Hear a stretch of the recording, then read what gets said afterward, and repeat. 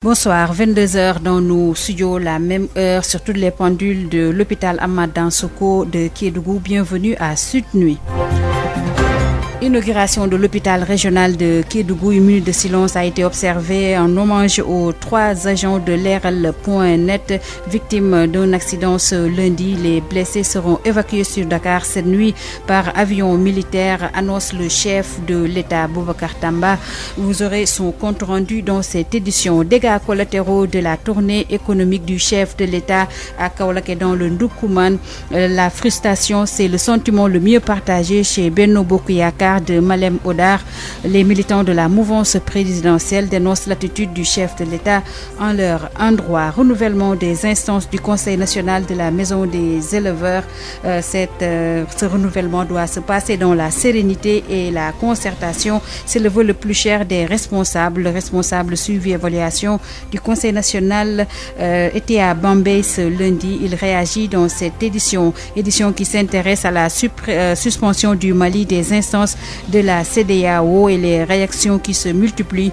La communauté internationale surveille de près ce pays, selon l'avocat maître Mamadou Ismaïla Konaté, alors que pour Alioune Tine de Africa Jom Center, il relève le dilemme des chefs d'État de l'instance sous-régionale et alerte la situation au Mali peut faire des émules. Info Santé de Marie-Rosalie Ndiaye complète cette édition mise en onde par Pape Abdoulaye Dièye.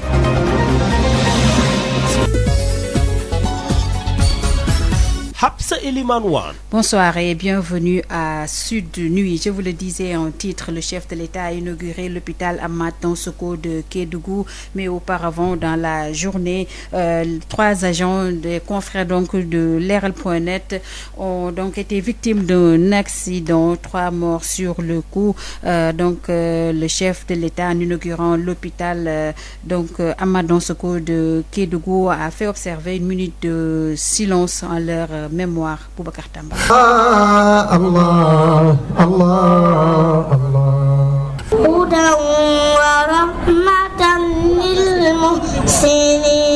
Le président Macky Sall, visiblement très affecté par le décès de nos confrères de l'ERAL, a ordonné l'observation d'une minute de silence à leur mémoire. Auparavant, le chef de l'État avait fait arrêter par le biais du gouverneur de région toutes les festivités à Tomboronkoto et à Kédougou où les membres du conseil islamique et de l'internat Darou Noreyni ont procédé à des séances de récital de Coran.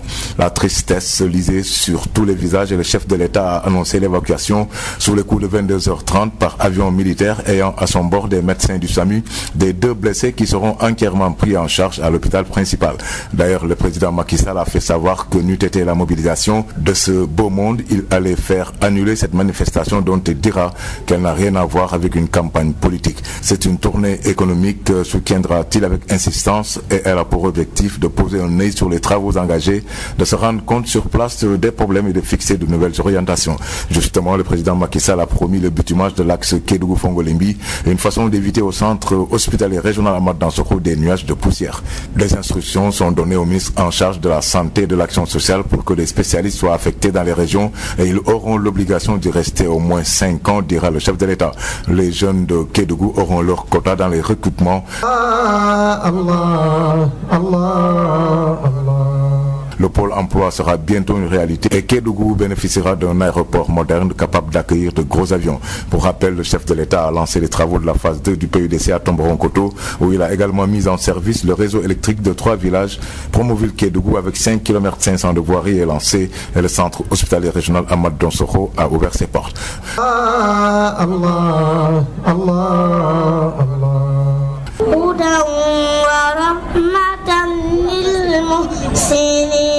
Boubacar Tamba, Kédougou, Sud FM. Merci à Boubacar Tamba qui a donc assisté à l'inauguration de l'hôpital régional de Kédougou. Je rappelle que cette tournée économique du chef de l'État a été endeuillée par le décès de 3 agents, donc nos confrères de Leral.net, et les réactions se poursuivent suite à cet accident tragique. Nous écoutons à ce propos le président de l'association de la presse en ligne, Ibrahima Lissa. C'est un sentiment de tristesse et nous avons vraiment de la peine parce que ça c'est une tragédie qui s'est abattue sur le monde de la presse, particulièrement sur nos confrères de Leral. Ils ont perdu 3 collaborateurs 3 journalistes et professionnels de l'information d'un seul coup comme ça. Et on ne pouvait s'y attendre, surtout qu'ils étaient dans l'exercice de leur profession en pleine mission. Et c'est arrivé. Et c'est un camion malheureusement qui a dérapé, qui a perdu un de ses pneus et qui s'est abattu sur eux. Et finalement, il y a eu 3 morts et 2 blessés. Heureusement que ces blessés-là ont été pris en charge très rapidement à Tambacounda et ils vont bientôt prendre l'avion pour revenir sur Dakar. Et présente ses condoléances aux familles des disparus et va apporter toute l'assistance et toute la compassion nécessaire à ces familles-là, mais aussi au groupe Leral, parce que c'est un membre de notre association, mais également aussi une partie intégrante de la presse, de la corporation. Et vraiment, cela nous fait réfléchir encore une fois de plus dans la participation ou dans le détachement d'envoyés spéciaux pour la couverture de ces caravanes-là, parce que nous savons tous que c'est des risques parfois extrêmement graves, extrêmement périlleux. Nous restons avec ces tournées économiques du chef de l'État dans certaines régions. La tournée économique du chef de l'État donc a mis en colère les militants et militantes de Benno Bokk Yakaar du département de Malem Hodar. Ils avaient sonné la grande mobilisation pour accueillir leur mentor, le président Macky Sall, mais à leur grande surprise, ce dernier ne s'est même pas arrêté, dénonce le maire de la commune de Malem Hodar, frustré. Il se nomme Abdou Ndaw, il est avec Mamadou Camara. Frustration ou déception, pour la cause est très simple. Avec une forte mobilisation de toute la population du département de Malem Hodar, on s'attendait au moins à ce que son Excellence, le président de la République, s'arrête ne serait-ce une minute dans la commune. Comme nous, c'est la deuxième fois que ça nous arrive, c'est normal qu'on appelle d'abord la population pour s'excuser auprès d'elle, parce que les déplacements de Darou Minam jusqu'à Malem, il n'y a pas moins de 500 cars. On a eu une mobilisation que je n'ai jamais vue, moi, au niveau de Malem Hodar. C'est montrer encore la discipline des populations de Malem, leur engagement, leur détermination, leur volonté, mais leur implication aussi au niveau de la mouvance présidentielle. C'est pourquoi j'ai dit qu'il est bon quand même d'appeler et d'attirer l'attention où tous les militants croient à leurs responsables. Aujourd'hui, il y a des chefs religieux à qui nous n'avons pas informé officiellement, mais à partir d'un communiqué, on fait le déplacement pour venir assister. C'est des gens qui sont toujours régulièrement avec nous, compte tenu des résultats aussi que les responsables des collectivités territoriales ont au niveau du département de Malem. Prenez le cas de la commune de Sagna, qui fait plus de 60 villages, qui a toujours fait d'excellents résultats, la commune de Sagna, plus une commune égale tout le département de Malem, mais qui a mobilisé plus de 70 cars, Dian qui a mobilisé plus de 20, 30, 40 cars, c'est comme Darou Minam, c'est comme Djoumgent, c'est comme Ndioben, donc et tant d'autres au niveau de Malem, c'est les résultats que nous avons fournis. Premier au niveau presque de toutes les élections de 2012 à nos jours dans le département, dans la région de Kaffrine, ça a mérité une attente. Monsieur le ministre Abdoulaye Seydou Sow a été clair avec nous. Sur l'agenda, c'était pas prévu, mais il fallait qu'on se mobilise pour lui montrer que Malem Hodar est là debout. On a dit que quand on se mobilise et qu'on voit cette foule au niveau de Malem aujourd'hui, comme je l'ai dit, c'est la deuxième fois, ce n'est pas la première fois, mais quand on a une fois, 2 fois, avant que ça ne soit trop tard, il faut crier pour dire que Malem Hodar fait partie du Sénégal, Malem Hodar fait partie de la région de Kaffrine. C'était Abdou Ndaw, le maire de Malem Hodar. Il était avec Mamadou Camara. La mouvance présidentielle au bord de l'implosion dans la région de Kaffrine. L'association des maires du département déclare Doudou Ka persona non grata dans la région. Ces édiles alertent le président de la République sur les agissements constants et répétés du directeur général de l'AIBD dans le Ndoukoumane. Nous écoutons à ce propos le maire de Diankésouf, par ailleurs président de la dite association, Seydou Ndiaye, avec Mamadou Camara.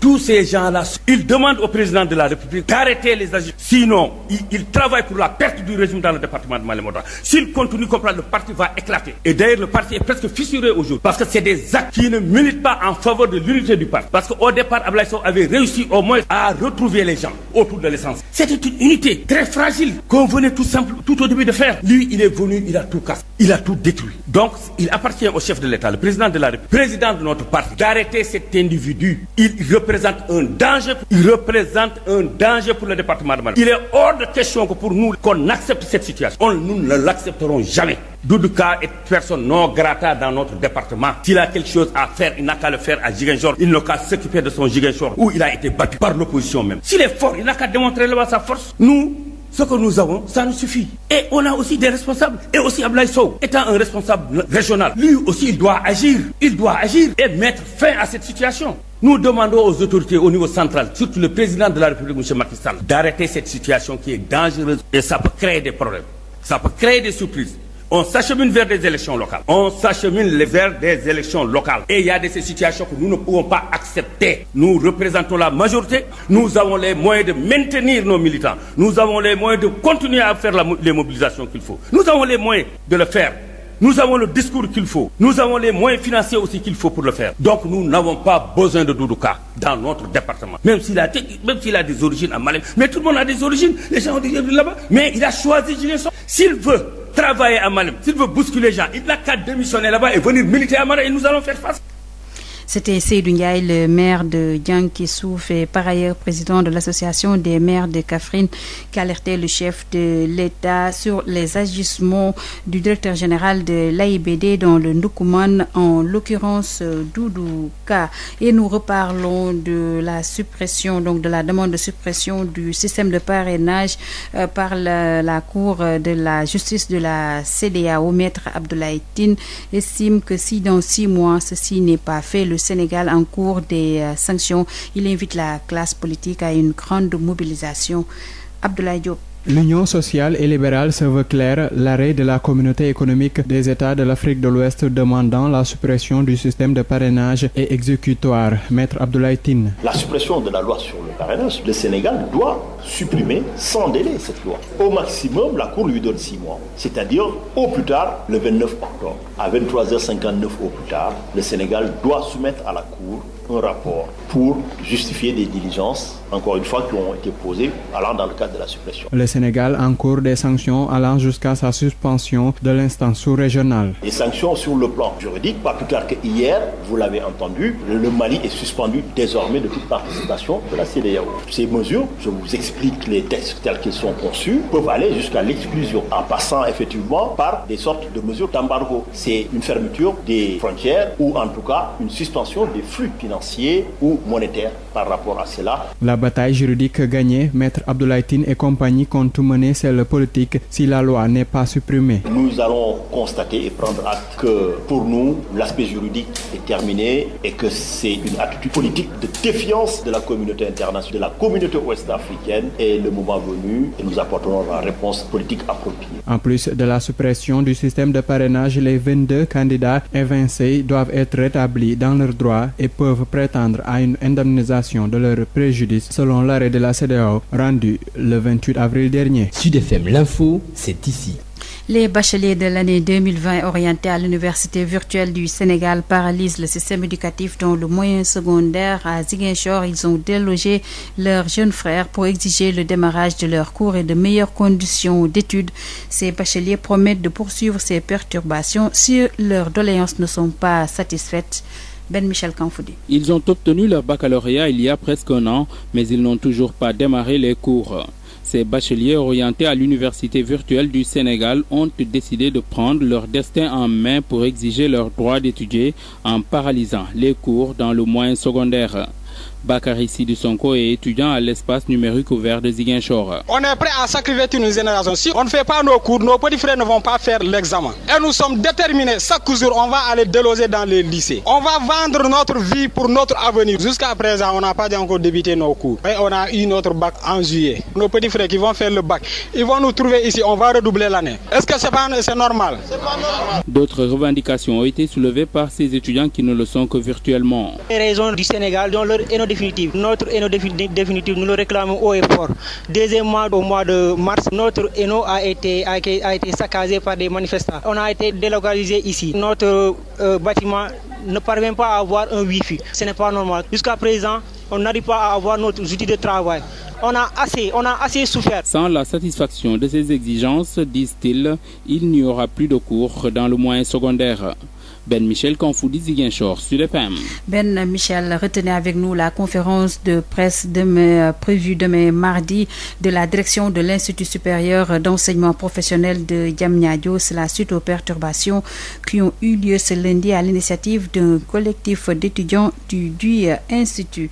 Le Conseil national de la Maison des éleveurs du Sénégal veut renouveler ses instances dans un climat apaisé, concerté. Le responsable suivi évaluation du Conseil national du Sénégal a rencontré ce lundi les délégués des différentes communes de Bambey. Il se nomme Ismaïla Sow Junior et il est avec Adam Ndiaye. Cette rencontre entre dans le cadre du programme d'information et de sensibilisation initié par le Conseil national de la Maison des éleveurs. C'est également dans le cadre de ces orientations, en tout cas, qui vont de pair avec le renouvellement de ces instances. Compte tenu des circonstances actuelles, nous sommes obligés de se déplacer à travers différents territoires. Je pense très bien que cette région déjà ont été sillonnées et nous sommes en train aujourd'hui de continuer cette information et cette sensibilisation, en tout cas au niveau des membres qui sont dans les différents départements de ces régions-là, pour les permettre au moins de savoir le contenu des textes et l'orientation, en tout cas des textes statutaires et réglementaires qui régissent le Conseil national de la Maison des éleveurs. Ce qui va participer en tout cas à un climat de concertation et de solidarité tel que c'est défini en tout cas dans les objectifs du CNM2 pour arriver en tout cas à un renouvellement apaisé, un renouvellement concerté, un renouvellement dynamique en faveur en tout cas des élèves. Outre que les renouvellements, il y a d'autres qui touchent le renforcement de capacité des éleveurs que nous sommes en train de voir en termes de formation, de transformation, de commercialisation également de leurs produits. Mais il y a également un autre projet financé par la CEDEAO, donc à travers ARA. ARA, c'est Agence régionale de l'agriculture et de l'alimentation, que nous devons commencer tout prochainement. Donc c'est un projet sous-régional qui regroupe le Sénégal, le Mali, Burkina Faso et la Côte d'Ivoire, donc qui est pour le commerce du bétail. Donc il s'agira juste d'acheter des animaux dans ces pays-là sahéliens et de les revendre également dans les pays dits côtiers. Donc en sachant que les pays sahéliens sont le Mali, le Burkina Faso et les pays côtiers sont la Côte d'Ivoire, le Sénégal. C'était Ismaïla Sow Junior, le responsable suivi évaluation du Conseil national de la Maison des éleveurs. Je rappelle que ce conseil prépare activement le renouvellement de ces instances. Les échanges des responsables de l'OMVS et du ministre des Affaires étrangères du Soudan et sa délégation confortent les responsables de l'organisation dans l'idée qu'ils ont un instrument d'intégration et de stabilité.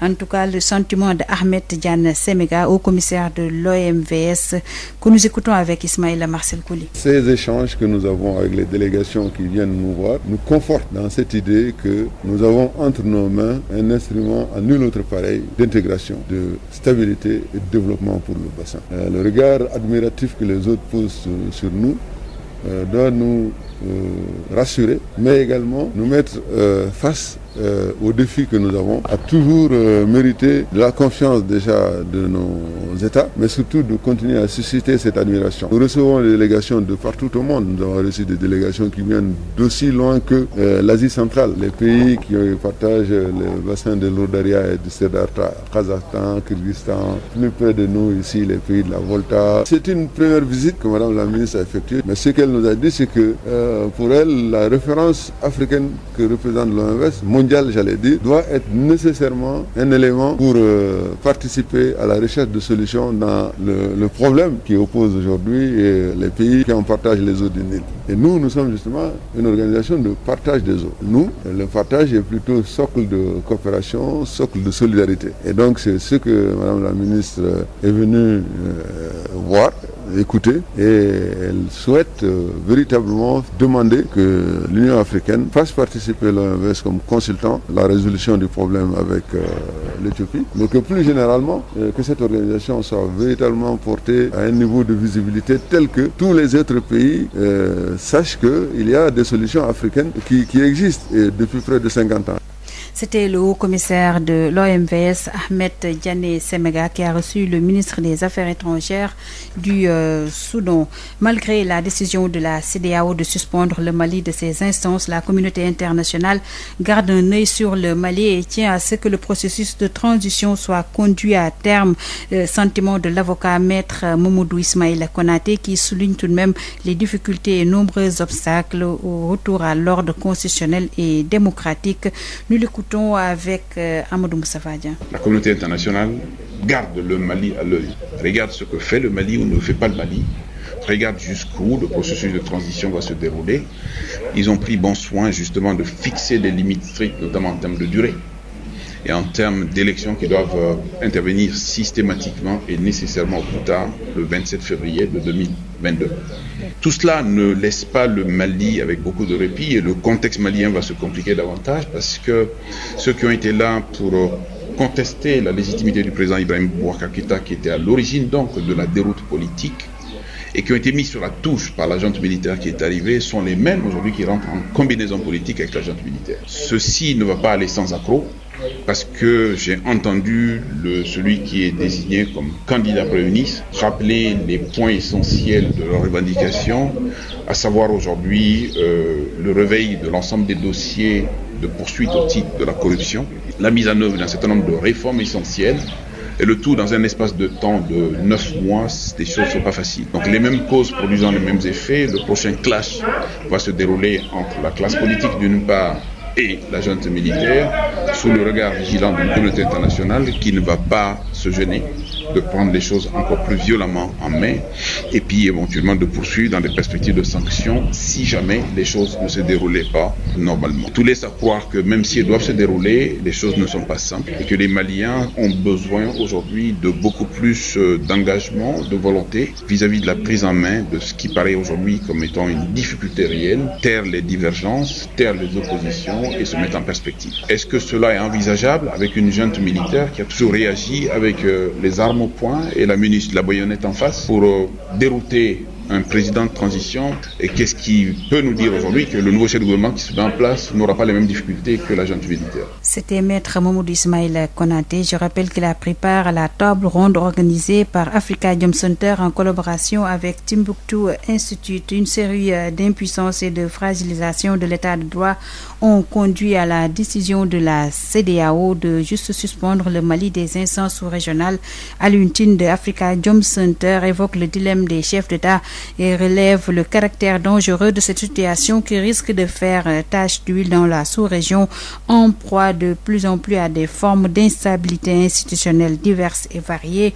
Alioune Tine réagit au micro de Amadou Moussafadien. C'est les grands dilemmes dans lesquels sont placées les institutions régionales aujourd'hui.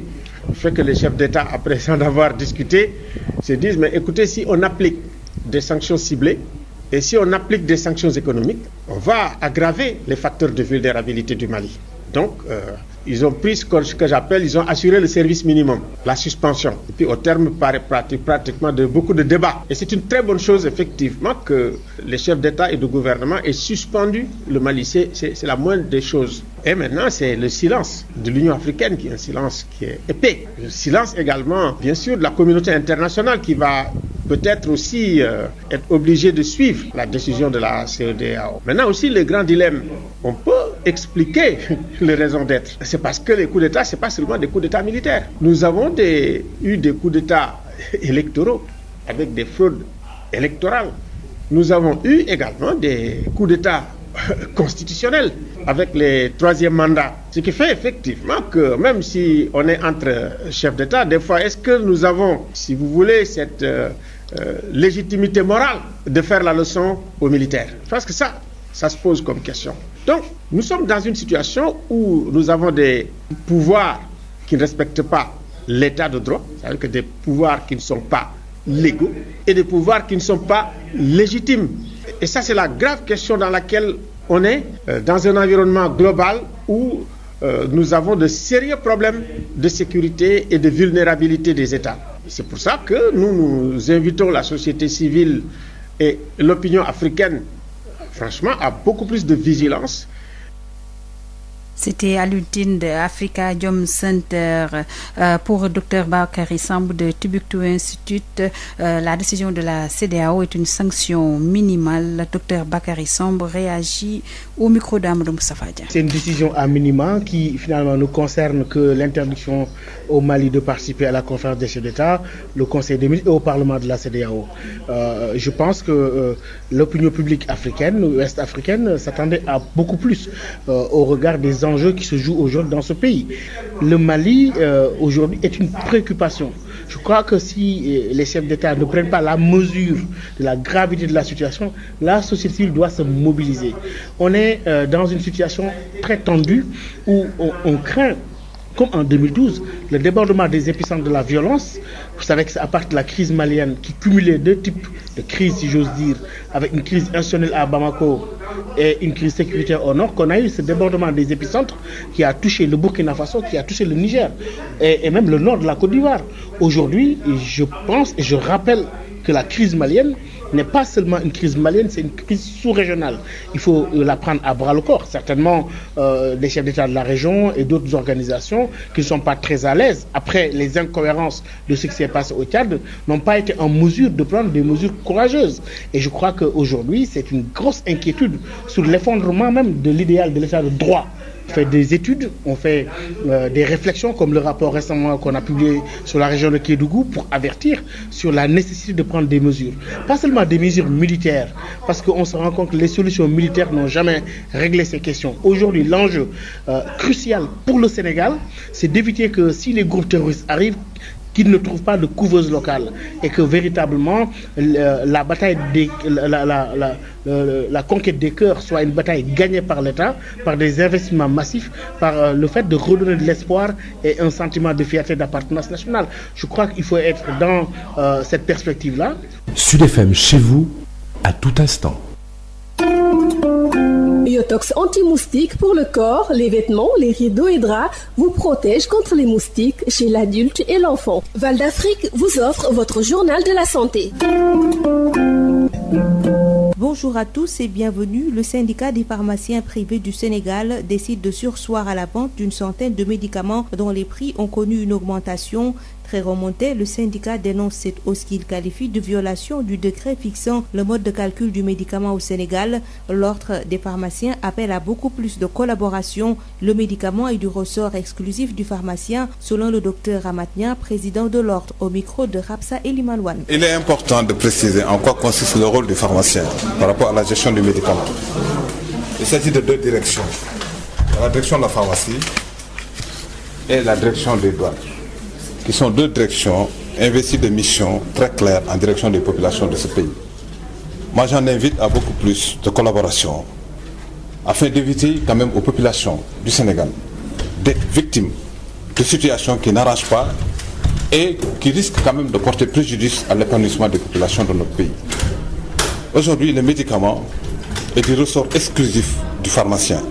Ça, c'est la loi qui confère aux pharmaciens la gestion du médicament, à travers quand même une organisation purement politique définie par le chef de l'État et qui confie cela au ministre de la Santé. Donc, le médicament ne peut faire l'objet d'aucune, dans le cadre de son processus et de son encadrement, ne peut connaître de perturbations qu'en interne et avec l'accord de l'ensemble des acteurs qui interviennent.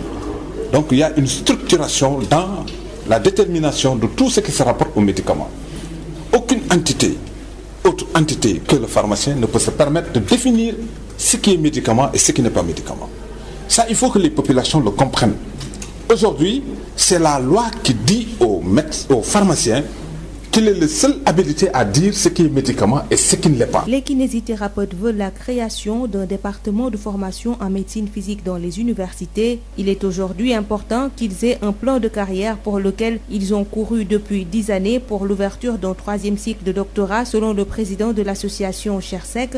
Un plaidoyer fait à l'occasion des journées scientifiques organisées à Saly, Portudal, dans le cadre du 5e congrès ordinaire de l'ASKIR, Association sénégalaise des kinésithérapeutes rééducateurs. C'est tout pour aujourd'hui. Merci de nous avoir suivis. Yotox anti-moustique pour le corps, les vêtements, les rideaux et draps vous protège contre les moustiques chez l'adulte et l'enfant. Val d'Afrique vous a offert votre journal de la santé.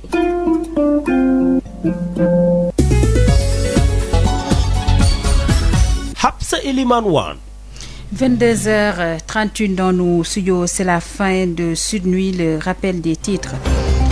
Inauguration de l'hôpital régional de Kédougou, hôpital Amat Dansoko. Une minute de silence a été observée en hommage aux 3 agents de Leral.net victimes d'accident ce lundi. Les blessés seront évacués sur Dakar cette nuit par un avion militaire, annonce et rassure le chef de l'État. Vous avez eu droit au compte rendu de Boubacar Tamba. Dégâts collatéraux de la tournée économique du chef de l'État dans le Ndoukoumane, la frustration, sentiment le mieux partagé chez Benno Bokk Yakaar du département de Malem Hodar. Les militants de la mouvance présidentielle dénoncent l'attitude du chef de l'État en leur endroit. Renouvellement des instances du Conseil national de la Maison des éleveurs, renouvellement qui doit se déroulé dans la sérénité et la concertation selon le responsable suivi évaluation du conseil. Il était à Bambey et il a réagi dans cette édition. Ismaël Sow Junior. Cette édition s'est également intéressée à la suspension du Mali des instances de la CEDEAO et les réactions qui se multiplient. La communauté internationale surveille de près ce pays selon l'avocat maître Mamadou Ismaïla Konaté, alors que pour Alioune Tine d'Afrikadiom Center qui relève le dilemme des chefs d'État de l'instance régionale. Alioune Tine par ailleurs alerte, la situation au Mali peut faire des émules dans la sous-région. Info Santé de Marie-Rosalie Ndiaye a complété cette édition mise en onde par Pape Abdoulaye Dieye. Merci à lui. Merci également à vous, chères auditrices et auditeurs de Sen Radio. Très bonne soirée.